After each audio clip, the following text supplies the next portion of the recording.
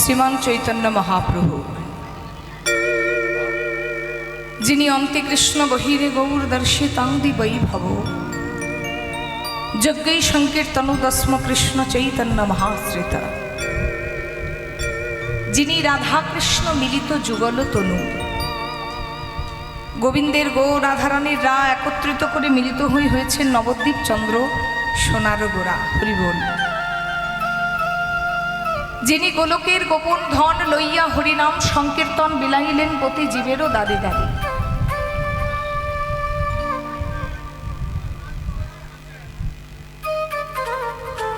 আপনাদের শুনতে অসুবিধা হচ্ছে?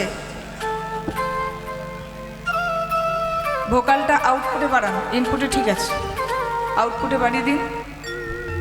জয়নিতায় জয়নিতায় শুনতে পাচ্ছেন? হরে কৃষ্ণ।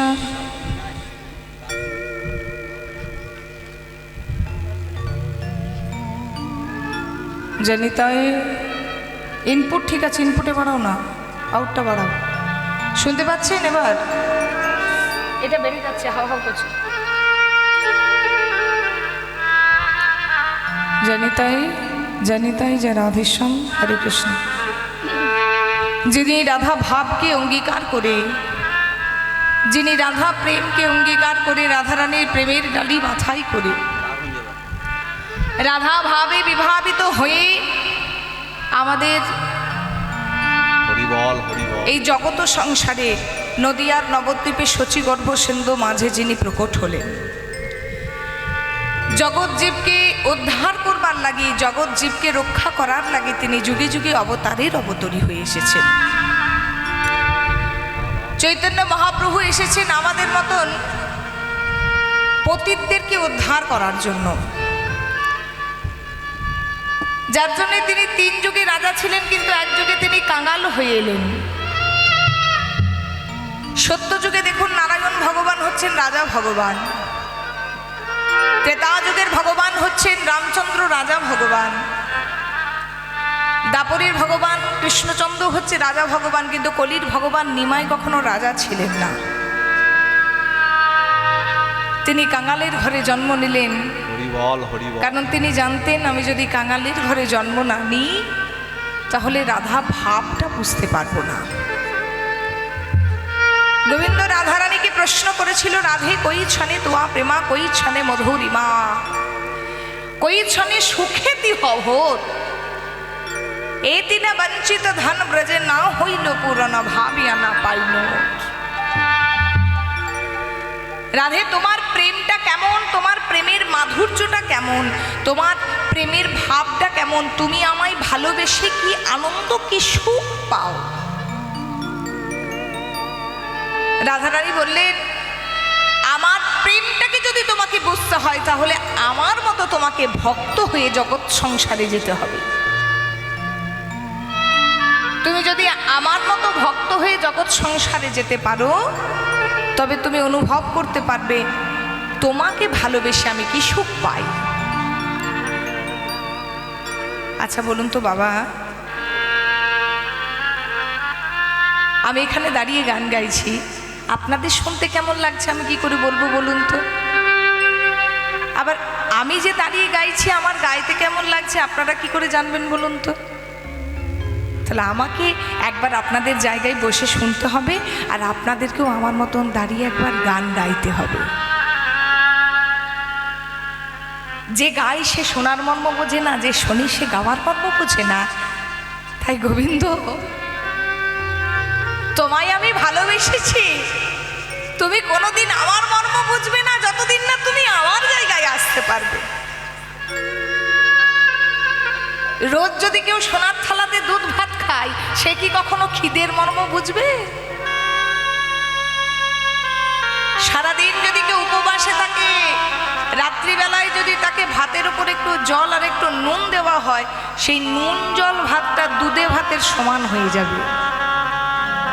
গোবিন্দ, তুমি দুধ ভাত খাও, তুমি কি করে বুঝবে নুন ভাতের মর্ম? ও মা, নুন ভাত খেতে খেতে দুধ ভাত খাওয়া যায়, কিন্তু দুধ ভাত খাওয়ার যদি কারো অভ্যাস হয়ে যায় সে কি কখনো কি নুন ভাত খেতে পারে? যার জন্য নুন ভাত খাবার অভ্যাসটা রাখতে হয়। গোবিন্দ, তোমায় যে আমার মতো ভক্ত সেজে ধরা ধামে যেতে হবে। পরপর দাঁড়িয়ে গেল 18টি পুরাণ, মৎস্য পুরাণ, মার্কণ্ডেয় পুরাণ, ভবিষ্য পুরাণ, ভাগবত পুরাণ, ব্রহ্ম পুরাণ, ব্রহ্মাণ্ড পুরাণ, ব্রহ্ম বৈবর্ত পুরাণ, বায়ু পুরাণ, বিষ্ণু পুরাণ, বরাহ পুরাণ, বামন পুরাণ, লিঙ্গ পুরাণ, গরুর পুরাণ, অগ্নি পুরাণ, পদ্ম পুরাণ, নারদীয় পুরাণ, কূর্ম পুরাণ, স্কন্দ পুরাণ। জানি না আপনারা গুনেছেন কিনা। আমরা সনাতন ধর্মের মানুষ, আমাদের পুরাণ হচ্ছে 18টি। রামায়ণ পুরাণ নয়, মহাভারত পুরাণ নয়, বেদ পুরাণ নয়, 18টি পুরাণের নাম আপনারা শুনলেন। যদি গুনে থাকেন ভালো কথা, না গুনে থাকলে কিছু করার নেই। এই 18টি পুরাণের মধ্যে শ্রেষ্ঠ পুরাণ হচ্ছে শ্রীমদ্ ভাগবত। এতে আছে 18,000 শ্লোক। যদি বলেন সর্বশ্রেষ্ঠ, ভালো করে বুঝবেন কথাটা, যদি বলেন সর্বশ্রেষ্ঠ তাহলে ভাগবত, আর যদি বলেন সর্ববৃহৎ তাহলে কিন্তু স্কন্দ পুরাণ। স্কন্দ মানে কি? স্কন্ধ মানে কাঁধ। এই যে কাঁধ, স্কন্ধ বলি না, প্রাণ গোবিন্দ স্কন্ধে লইয়া, স্কন্ধ দন্তন্য নিচে ধ, যখনই দ বসবে তখনই হয়ে যাবে কার্তিক। এই যে আজকে মহামায়া দেবী দুর্গার পূজার নবমী তিথি, গতকাল গিয়েছে অষ্টমী। আপনারা সবাই জানেন অষ্টমীর একটা খ্যান থাকে, বলেন না আপনারা যে এখন মহামায়ার খ্যান চলছে। এই অষ্টমীর খ্যানে যে পুরাণটা পাঠ করা হয়, ব্রাহ্মণ যদি সঠিক মতো পাঠ করে, ফাঁকিবাজি না করে, যে পুরাণটা পাঠ হয় সেই পুরাণটার নাম হচ্ছে স্কন্দ পুরাণ, অর্থাৎ কার্তিকের মুখ নিঃসৃত বাণী হচ্ছে স্কন্দ পুরাণ। এতে আছে 81,000 শ্লোক। তাহলে 81,000 শ্লোক আছে, সেটা শ্রেষ্ঠ হলো না, 18,000 শ্লোক আছে সেটা শ্রেষ্ঠ হয়ে গেল। বাবা, ভালো শ্রেষ্ঠ, বৃহৎ শ্রেষ্ঠ, এর মধ্যে কিন্তু পার্থক্য আছে। ক্লাসে যে ফার্স্ট বয় তাকে লম্বায় হতে হবে বড়, চওড়ায় বড় হতে হবে, এমন তো কোনো মানে নয়। যে 100-তে 100 পেয়েছে সে কিন্তু শ্রেষ্ঠ, যে 99.9 পেয়েছে তাকে ভালো বলা যেতে পারে, কিন্তু তাকে কোনোদিনই শ্রেষ্ঠ বলা যেতে পারে না। যেটা ভালো লাগবে সেটাই শ্রেষ্ঠ সেটা কিন্তু নয়। আমাদের যেমন মেয়েদের ফুচকা খেতে ভালো লাগে, ভালো লাগে না? কি গো, ভালোবাসো তো? তোমাদেরকে তো দেখতেও পাচ্ছি না। ও মা, ফুচকা খেতে ভালোবাসো? ফুচকা খেতে ভালোবাসো বটে, কিন্তু ফুচকাটা তো শ্রেষ্ঠ নয়।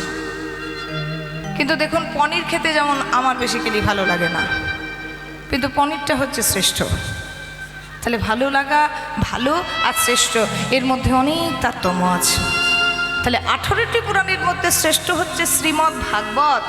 সেই ভাগবত বিচার করছে গোবিন্দ, তুমি যদি রাধার প্রেমটাকে বুঝতে চাও, হরি বল, হরি বল, তুমি যদি রাধার ভাবটাকে বুঝতে চাও, তুমি যদি রাধার মতো কৃষ্ণ কৃষ্ণ বলে কাঁদতে চাও, তুমি যদি পরজন্মে ভক্ত হতে চাও, ভক্ত পদ ধুলিয়া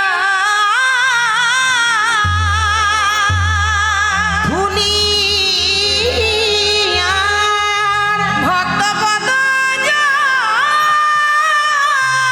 ভক্ত পদ ভক্তের ভুক্ত অবশেষ দিন মহাবল, এই তিন মহাবল ভক্তের চরণ ধুলি, তাতে মোর স্থান কেলি, তর্পণ মোর বৈষ্ণবের না, বৈষ্ণবের বিচার করিয়া মনে ভক্তি রসই আস্বাদন, আস্বাদনে মধ্যস্থ শ্রী ভাগবত পুরাণ। মধ্যস্থ শ্রী ভাগবত পুরাণ। এটি ভাগবত থেকে বলা হয়েছে বাবা। এটার মানে কি জানেন? ভক্ত হতে গেলে কি করতে হবে। কণ্ঠে একটা তুলসীর মালা নিলে আর একটা তিলক নিলেই কিন্তু ভক্ত হওয়া যায় না। আরে সাজে সাধু তো সবাই হতে পারে, কিন্তু কাজে সাধু কতজন হতে পারে? সাজটা সাধুর মতন করে কাজটা যদি অসাধু হয় তাহলে কি আর সাধু হয়? বাজার থেকে একটা 30 টাকা 40 টাকার মালা কিনে প্যাঁচ ঘুরিয়ে পড়তে সবাই পারে, কিন্তু সে মালার সম্মান রাখতে বহু বহু জন্ম বাবা কেটে যায়। তাহলে গোবিন্দকে পর্যন্ত ভাবতে হচ্ছে, মাথায় রাখবেন, ভগবান পর্যন্ত ভাবছে যে কি করে পরজন্মে আমি ভক্ত হয়ে যাব।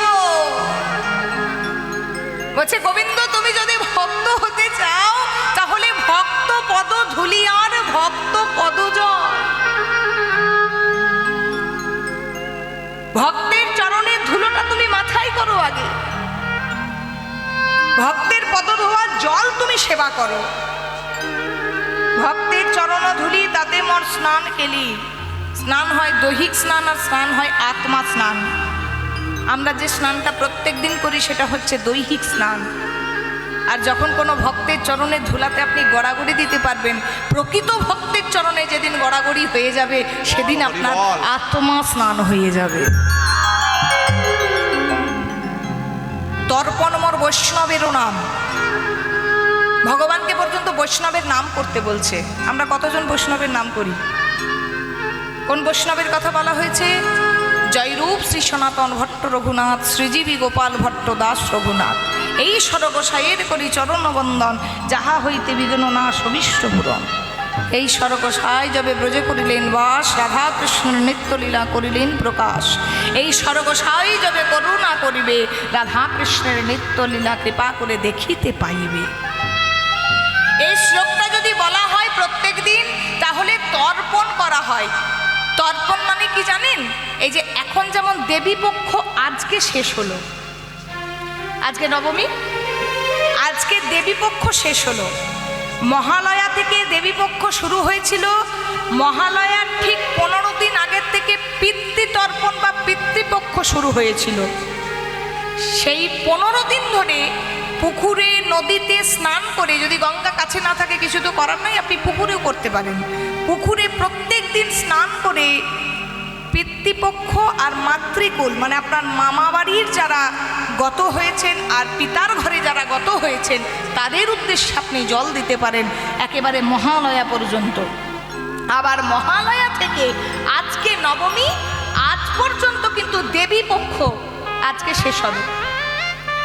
তাহলে এই যে 15টা দিন তর্পণ করা আমরা করি, এই 15টা দিন তর্পণ করারও দরকার হবে না যদি কেউ সরগোস্বামীর নাম করে। তার পিতৃকুলও উদ্ধার হয়ে যায়, তার মাতৃকুলও উদ্ধার হয়ে যায়। নিতাই গৌর হরি হরি বল হরি বল হরি বল। বিচার করিয়া মনে ভক্তি রসয়া সাধনে মধ্যস্থে শ্রী ভগবত প্রমাণ। প্রমাণ করলেন কি প্রমাণ? যে ভাগবতে ভক্ত হতে গেলে সেই ভাগবত পুরাণ পরিষ্কার বলে গেলেন, ভক্তির চরণ ধুলায় গড়াগড়ি দাও, ভক্তপদ জল সেবা করো, আর ভক্তের উচ্ছিষ্ট প্রসাদ মানে ভক্ত যেটা সেবা করবে তার প্রসাদটা থাকলে এক কণা একটু নেবেন, তবেই আপনার কৃপা হবে। শুধু কৃষ্ণ কৃষ্ণ বললেই হয় না, এই জন্যই কীর্তন শোনা।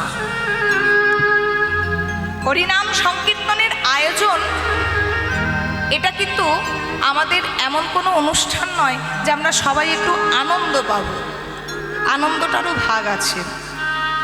একটা মানুষ বুগি বুগি ডান্স শুনেও দেখেও আনন্দ পায়, অর্কেস্ট্রা শুনেও আনন্দ পায়, বাউল লোকগীতি শুনেও আনন্দ পাও, সব কিছুর দরকার আছে। সঙ্গীত কখনোই ছোট নয়, কিন্তু সঙ্গীতের সর্বশ্রেষ্ঠ হরিনাম সংকীর্তন, কীর্তন গান। এই যে কীর্তন গানের আনন্দ এটা কিন্তু সম্পূর্ণ আলাদা।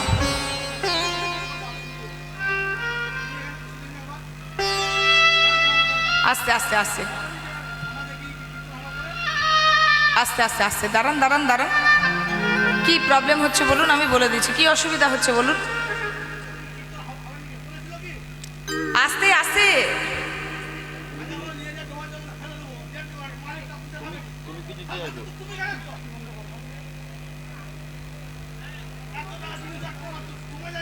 আস্তে আস্তে আস্তে একটু রিভাবটা আউটে একটু কমাতো দেখি, রিভাবটা দেখি পরিষ্কার শুনতে পাচ্ছে কিনা। গানের সময় হালকা দেবে, সাউন্ডটা কম না তো, বেশি দিতে বলছে তো। আস্তে আস্তে দাঁড়ান দাঁড়ান, আপনারা শুনতে পাচ্ছেন? এবারে আস্তে আস্তে বলুন, পরিস্থিতিটাকে সামাল দেওয়ার চেষ্টা করুন। পেছন দিকে আর তাকাবেন না, পেছনে ফিরে যাবেন না, যাতে সামনে ভালোভাবে এগোনো যায় সেটার চেষ্টা করুন। শুনতে পাচ্ছেন? এবার পরিষ্কার শুনতে পাচ্ছেন? আরে হ্যাঁ কি না বলুন, আমি কি করে বুঝবো, বা মাইক ব্যান্ড কি করে বুঝবো? শুনতে পাচ্ছেন না? এই আউটে ওইখানে কোনো বক্স নেই, ওখানে একটা বক্স দিয়ে দিতে হতো, তাহলে এখান থেকে সাউন্ডটা যাচ্ছে না।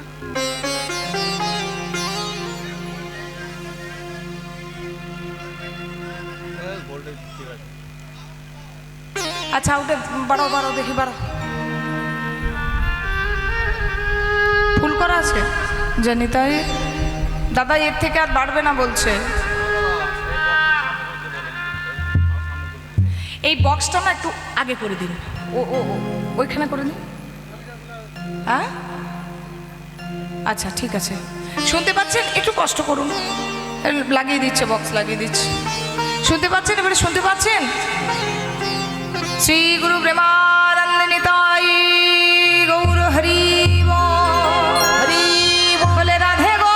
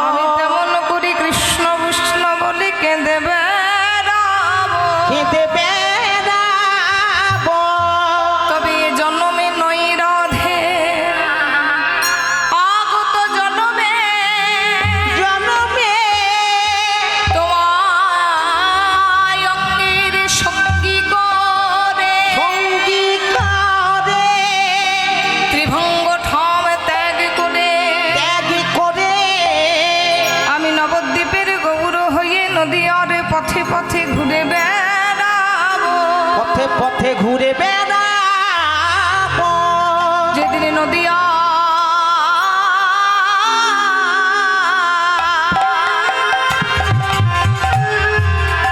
গৌরাঙ্গ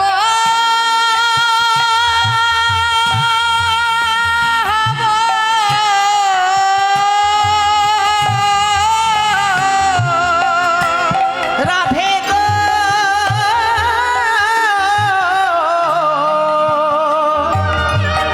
নিতাই গৌর হরি বল।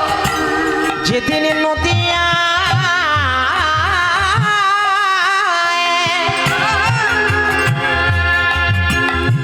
গৌরাঙ্গ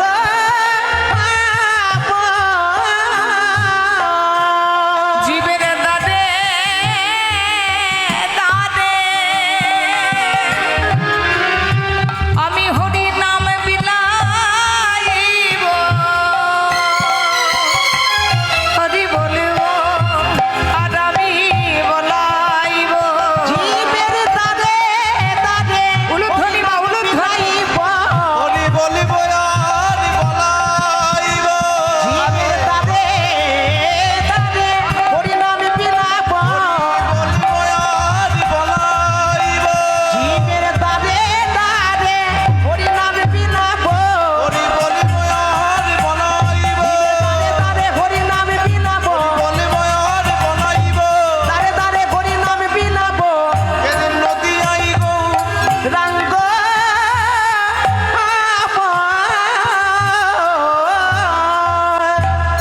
নদিয়ার নবদ্বীপের ঠাকুর আজকে গৌরহরি খেলায় মাতোয়ারা হয়েছে বাবা।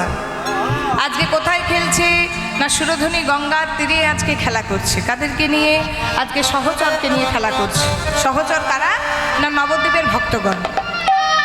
নবদ্বীপের ভক্তগণকে নিয়ে আমার মহাপ্রভু আজকে খেলা খেলছে। কি খেলা খেলছে না কি খেলা খেলছে একবার ভালো করে শুনুন। আপনারা প্রথমেই শুনেছেন যে আজকের আস্বাদনের বিষয় হচ্ছে নৌকা বিলাস। তাহলে কৃষ্ণলীলায় গিয়ে যদি নৌকা বিলাস লীলা হয়, গৌরচন্দ্রিকাতেও কিন্তু নৌকা বিলাসই হবে। অর্থাৎ নদিয়ার নবদ্বীপেও নৌকা বিলাস হবে, আবার বৃন্দাবনে গিয়েও নৌকা বিলাস হবে। গৌরচন্দ্রিকা হচ্ছে এটাই। আজকে মহাপ্রভু নিজে নাবিক সেজেছে, যেমন কৃষ্ণ নাবিক সেজেছিল, রাধারানীকে পাশে বসিয়ে মধ্য যমুনায় ঝাঁপ দিয়েছিল। আজকে কিন্তু মহাপ্রভু নাবিক সেজেছে, আর রাধারানীর পরবর্তী অবতার। রাধারানী কে হয়ে এসেছিলেন জানেন আপনারা? আমাদের কলিযুগের রাধারানী কে? কলিযুগের রাধারানী হচ্ছে গদাধর। সেই গদাধরকে বামে লয়ে আজকে মহাপ্রভু খেলা খেলছে। যদি বলেন রাধা কৃষ্ণ মিলিত তনু আমার গৌর হয়েছে, রাধারানীর অর্ধেকটা অংশ গৌরের অঙ্গে এসেছে বাবা, অর্ধেকটা কিন্তু গদাধর হয়ে গেছে। কেন না, রাধারানী একদিন স্বপ্ন দেখে চমকে বসেছিলেন। চমকে বসে গোবিন্দের কাছে প্রার্থনা জানিয়েছিলেন, হে নাথ, জগতে সবাই জানে আমি সতী নারী, তো আমি যদি সতী নারী হই তাহলে ভোরবেলায় স্বপ্ন দেখলাম একটা পর পুরুষকে। গোবিন্দ জিজ্ঞাসা করছে, তুমি কাকে স্বপ্ন দেখেছো গো রাধে? বলছে, দেখলাম একটা দণ্ডধারী সন্ন্যাসী। কি আচ্ছা বলো তো নাথ, তবে কি আমি অসতী হয়ে গেলাম? গোবিন্দ বলছে, রাধে গো, তুমি যে দণ্ডধারী সন্ন্যাসীকে দেখেছ, সেই দণ্ডধারী সন্ন্যাসী হচ্ছে পরবর্তী জন্মে, আগত জন্মে কলিযুগের নদিয়ার নবদ্বীপে আমার রূপ। যখন আমি নদিয়ার নবদ্বীপে যাব, তখন আমার হাতে থাকবে না মোহনীয়া বাঁশি, আর থাকবে না আমার ওই ত্রিভঙ্গ ঠাম, থাকবে না মাথায় চূড়া, আর থাকবে না আমার কালো রং।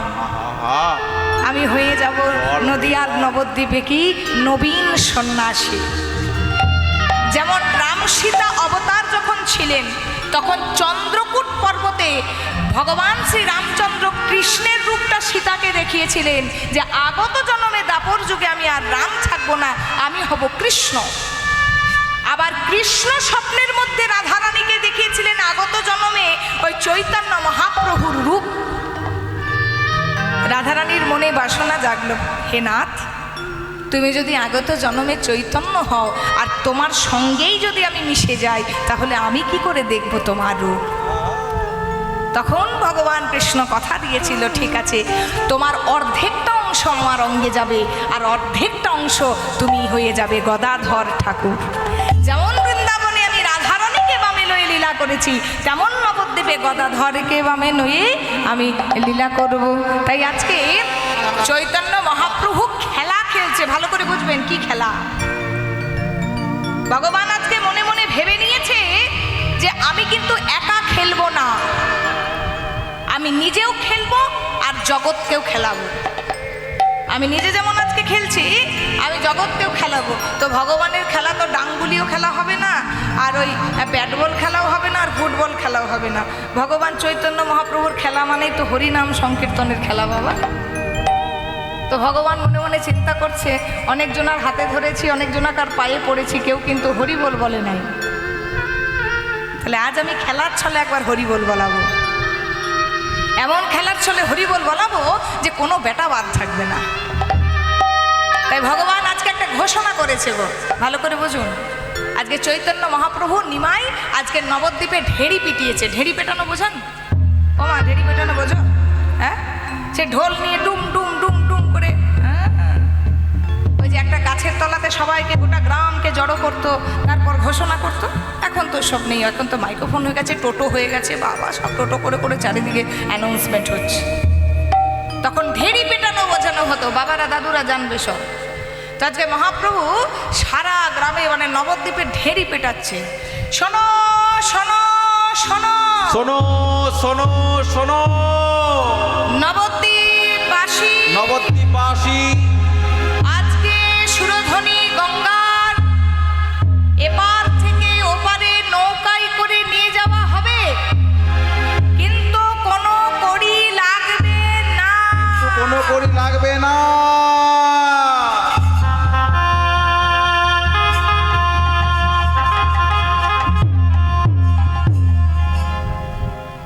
আচ্ছা, ঘোষণাটা শুনেছেন মন দিয়ে?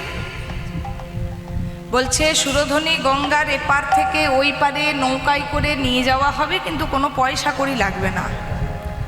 ধরুন আপনাদের এই সামনে সামনে কোনো একটা গ্রামে খুব বড় একটা ফুটবল গ্রাউন্ড আছে, মাঠ আছে, সেখানে হয়তো আমাদের কোনো একটা মন্ত্রী হেলিকপ্টার নিয়ে নেমেছিল। আপনারা ভিড় করে নিশ্চয়ই দেখতে যাবেন, মন্ত্রী এলে তো দেখতে যাবেনই বাবা, যে যেখানে আছেন দেখতে যাবেন। এবার ধরুন হেলিকপ্টারে মন্ত্রী নেমেছে, এবার সেই মন্ত্রী হয়তো ঘোষণা করেছে যে তার হেলিকপ্টারে করে চাপিয়ে আপনাদের এই সারা এলাকাটা, যেমন ওই বসন্তরাজের মন্দির আছে, এদিকে আপনাদের ওই চন্দ্রকোনা হয়ে ঘুরে একেবারে গড়ব্যথা হয়ে আপনাদেরকে আপনাদের গ্রামে নামাবে। আর চারিদিকটা, চারি এলাকাটা, আপনাদের আশেপাশে গ্রামগুলোর নাম তো আমি জানি না, সারা আশেপাশে ঘুরিয়ে আপনাদেরকে আবার মাঠে নামানো হবে, কিন্তু কোনো পয়সা লাগবে না। ভালো করে শুনবেন, নামানো হবে কিন্তু কোনো পয়সা লাগবে না। আচ্ছা, যদি এই কথা বলা হয় তাহলে আপনারা যাবেন কি যাবেন না বলুন? আগে আগে আপনাদের উত্তরটা নিই। যাবেন? আরে বাবা, হ্যাঁ কি না বলুন, না গেলেও বলুন, হ্যাঁ হ্যাঁ বলেও বলুন। হ্যাঁ যাবেন। বিনা পয়সায় যদি হয় 80 বছরের বুড়োও দৌড়াবে, আর 8 মাসের শিশুকেও কোলে নিয়ে তার মা দৌড়াবে। কারণ বিনা পয়সায় যদি কাউকে হেলিকপ্টারে চাপিয়ে সারা এলাকা ঘোরানো হয়, তাহলে যেতে আর দোষটা কোথায়? এবারে সেরকম যদি ঘোষণা হয় তাহলে তোমার সবাই ধরুন ছুটে ছুটে যাবে, তখন কিন্তু আশেপাশের এদিক ওদিক ভাববে না। আর যদি টাকা পয়সা দিয়ে হয় তখন অনেক কিছু ভাববে। কে জানে বাবা, আবার হেলিকপ্টারটা যদি দুর্ঘটনায় কিছু হয়ে যায়, যদি মরে যায়, পয়সাও লাগবে, এত ভিড় হবে, পয়সা দিয়ে লাইন দিয়ে চাপতে হবে, অনেক রকম ভাববেন। কিন্তু বিনা পয়সায় হলে বাবা, ভাবা ভাবির কোনো গল্প নেই, চলো একেবারে এসে নাম লাইন দাও। তাই হয়েছে, নিমাই আজকে ঘোষণা করেছে যে বিনা পয়সাতে নৌকাতে করে পারাপার করা হবে, কিন্তু পয়সা লাগছে না, তাহলে সবাই সেখানে যাবে। এবার তাই হয়েছে, সবাই একেবারে কুলে দাঁড়িয়ে আছে, মানে পাড়ে কিন্তু দাঁড়িয়ে আছে সবাই। এইবারে নিমাই নাবিক সেজেছে, যেমন কৃষ্ণ নাবিক সেজেছিল, যেই কৃষ্ণ সেই তো আমার মহাপ্রভু। তাহলে নিমাই আজকে নাবিক সেজেছে, আর যেমন নৌকা বিলাসে রাধারানী বামে বসেছিল, আজকে ঠিক তেমন গদাধরকে বামে লইয়েছে। প্রিয় গদাধর সঙ্গে পূরব রভস্য রঙ্গে। ও প্রিয় গদাধর সঙ্গে পুরব রহস্য রঙ্গে। নৌকায় বসিয়া করি খেলা গো। নৌকা চালাচ্ছে কিন্তু। আচ্ছা, প্রথমেই বলেছি ভগবান চিন্তা করেছে আজকে সবাইকে হরিবোল বলাবো, সবাইকে আজকে একবার ভগবানকে দুহাত তুলে ডাকানো করাবো। তাহলে ডাকতে যদি হয়, এবারে খেলা খেলছে তো, নৌকা চালাচ্ছে। ওগো নৌকায় হরি বল, নিতাই গৌর হরি বল।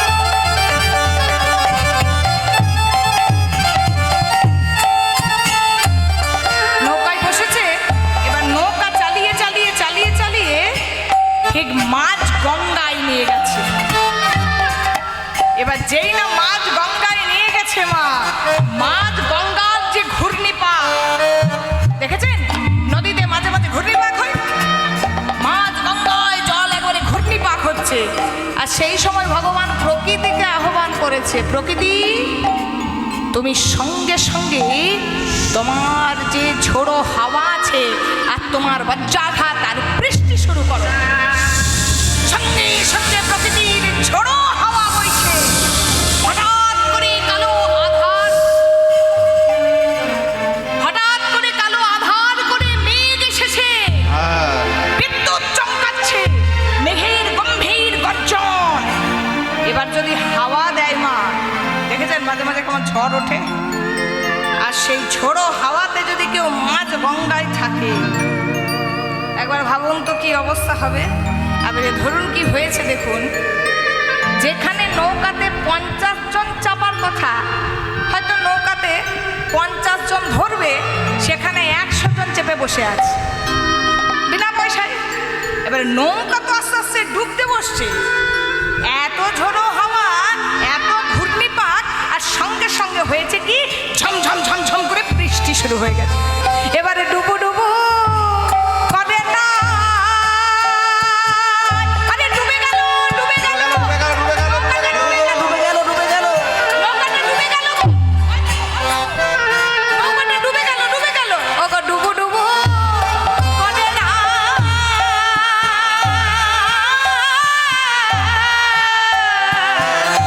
ওগো বহয়ে বিষবয়া, ওগো ডুবো ডুবো ডুবলো ডুবলো ডুবলো। করে না, বহিছে সমবায়। ওগো দেখে হাসে, দেখে হাসে আমার গোটা বন মাটি গো, ওগো দেখে হাসে আমার গোটা বন মাটি। ও দেখি হাসে আমার গোরা বন মালিক, আহা দেখি হাসে গোরা বন মালিক। আচ্ছা, যদি কেউ বিপদে পড়ে আর সেই সময় যদি কেউ হাসে, হ্যাঁ গো, মানুষগুলো ডুবতে বসেছে জলে, যদি মাছ গঙ্গায় যদি কেউ ডুবতে বসে আর সেই সময় যদি কেউ হাসে, হ্যাঁ গো, কেমন লাগবে ও মা? এবার ভাবুন তো, জানি না আপনারা কোনোদিন এই বিপদের সম্মুখীন হয়েছেন কি না। আমি বহুবার হয়েছি, রাস্তাঘাটে যাই তো, যখন কোনো বিপদের সম্মুখীন হয়, ওরে বাপ রে, ভেতরটা হালকা হয়ে যায়, মনে হয় আমি যেন নাই। তাহলে বিপদের যে সম্মুখীন হয় সে কিন্তু একমাত্র বোঝে। তাহলে ডুবতে বসেছে মানুষগুলো, সে সময় কিন্তু আমার নিমায় হাসছে মুচকি মুচকি। কেন হাসছে? আচ্ছা মা বলুন তো, যখন কেউ বিপদে পড়ে তখন কি করে? সাধারণ আপনাদের জ্ঞান বলুন।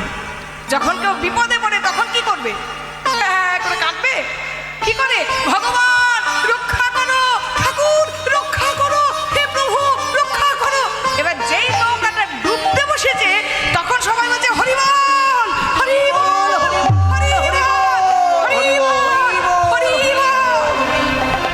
দাদা নিত্যানন্দ বলছে, ভাই সবাই ডুবতে বসেছে, সবাই বিপদে তোকে ডাকছে আর তুই হাসছিস। বলছে, দাদা কেন হাসছি জানো? এতদিন হাতে ধরেছি, পায়ে পড়েছি, পায়ে পড়েছি,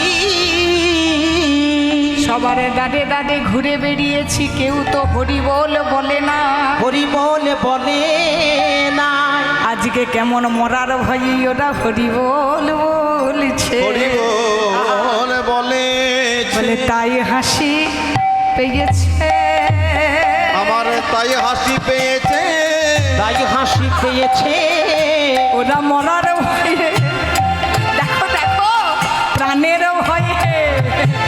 ভক্তিতে বলেনি কিন্তু, ভক্তিতে ভজনা করা আর ভয়ে ভজনা করা সম্পূর্ণ কিন্তু আলাদা।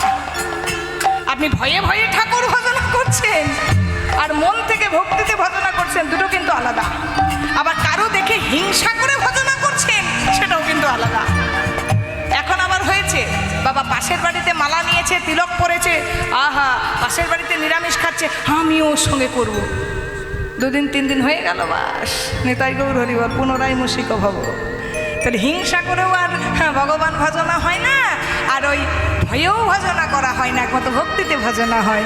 দেখো দেখো, ওরা প্রাণেরও হয়, হরি বলিছে দাদা তাই হাসে, প্রাণের ভয়ে হরি বলিছে, তাই হাসি পেয়েছে।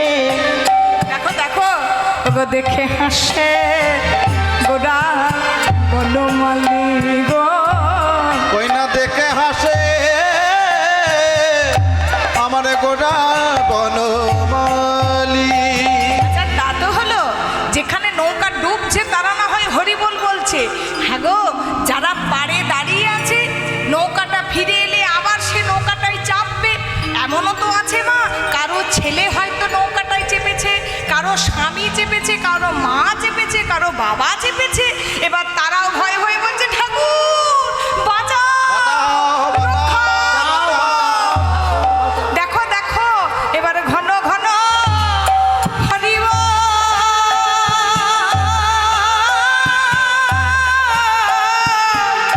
ও গো ঘন ঘন উত্তর, ঘন ঘন হরি বল, ঘন ঘন উত্তর। ও মা, আমাদেরও নৌকা ডুবে বসেই আছে, কখন যে ডুবে যাবে এই জীবনের নো গ্যারেন্টি, নো ওয়ারেন্টি। দোকানে একটা জিনিস কিনবেন, আপনি 5 বার করে জিজ্ঞাসা করেন এর গ্যারেন্টি কতদিন আর ওয়ারেন্টি কতদিন, কিন্তু এই জীবনের নো গ্যারেন্টি, নো ওয়ারেন্টি। কখন যে আমরাও ডুবে যাব, তো একবার সবাই মিলে হাত তুলে বলুন ঘন ঘন একসঙ্গে হরি বল। আহারে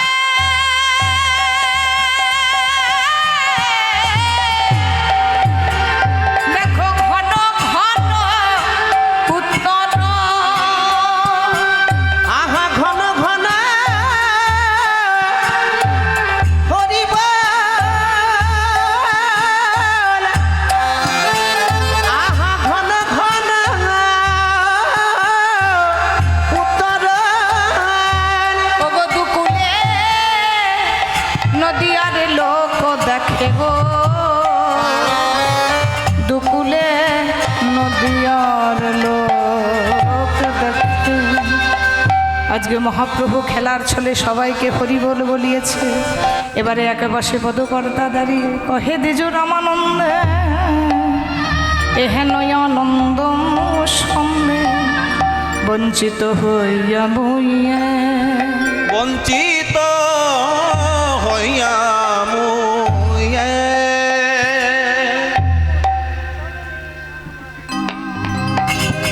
জানি তাই আপনারা আমাকে রিকোয়েস্ট করেছিলেন গৌরচন্দ্রিকা কম করার জন্য।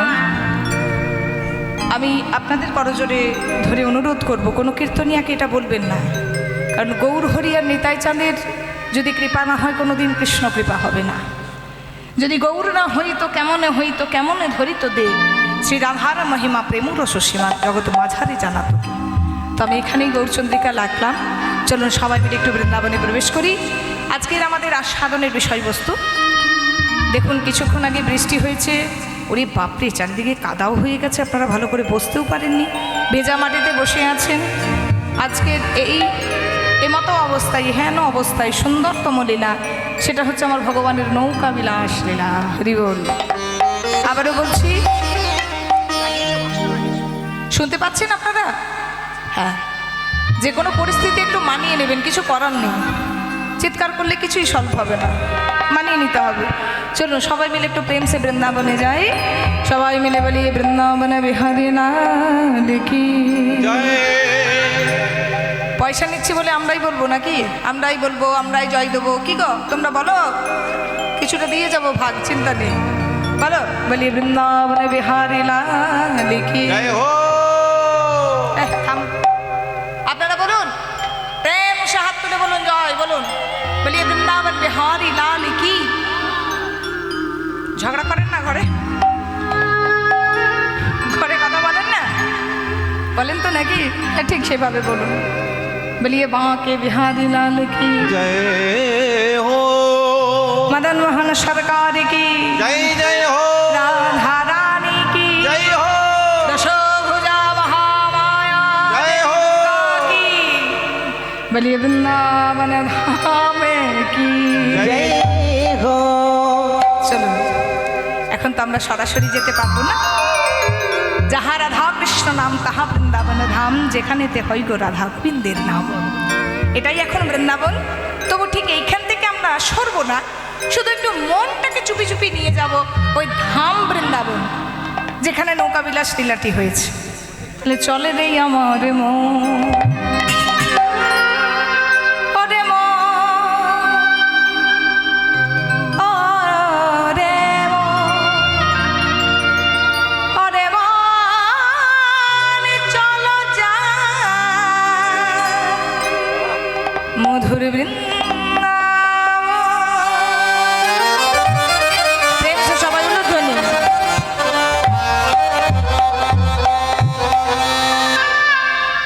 চলে রে আমার মন। কোথায় যাবে গো? হয় না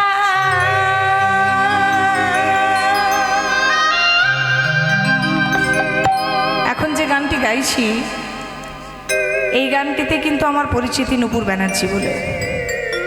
এই গানটি একসময় আজ থেকে 6 থেকে 7 বছর আগে প্রচুর পরিমাণে ভিউ হয়েছিল। আর এই গানটি ভিউ হওয়ার পর থেকে কিন্তু আমাকে সবাই নূপুর ব্যানার্জি বলেছেন। এই গানটি আর একটি ভজন, ভজন শ্রীকৃষ্ণ বলে একটি ভজন।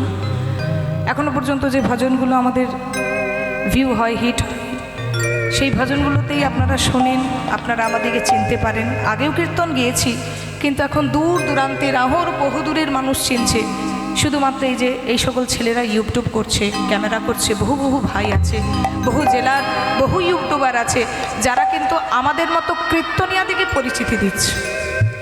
আমি প্রত্যেকটা ইউটিউবার ভাইদিকে আমি ধন্যবাদ জানাবো এখানে দাঁড়িয়ে, যে এমনও কোনো কীর্তনিয়া যারা বাড়িতে ছিল যাদেরকে মানুষ চিনত না।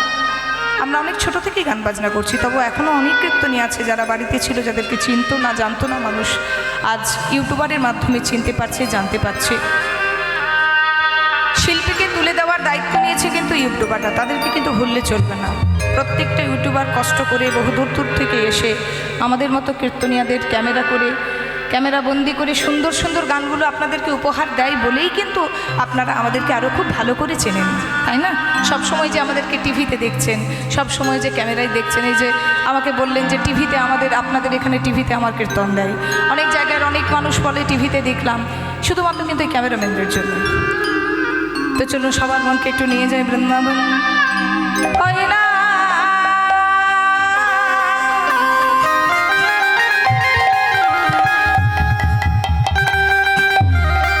মধুর বৃন্দাবন,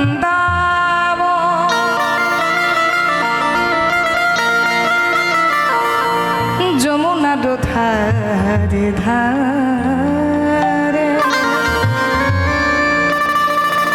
তামালে দিব। চল রে আমার মন, মধুর বৃন্দাবন, যমুনার ধারে ধারে কমলের বন। চলে রে আমার মন, মধুর বৃন্দাবন, যমুনার ধারে ধারে তামালে দিব। একবারে চলে রে আমার মন, ওই না মধুর বৃন্দাবন, যমুনারি ধারে ধারে তামারে জীবন। একেবারে চলি রে আমার মন, মধুর বৃন্দাবন, যমুনার ধারে ধারে কমলের বন। চলে রে আমার মন, ওই না মধুর বৃন্দাবন, যমুনারি ধারে ধারে তামারে জীবন।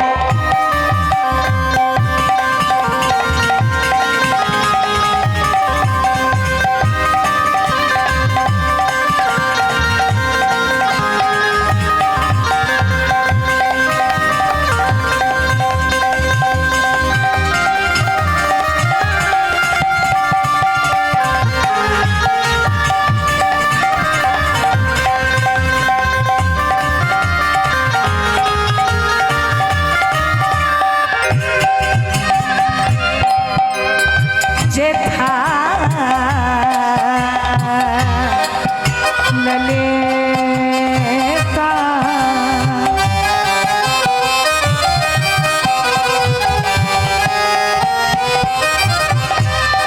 বিশাখায়াদ যত সখিগণ,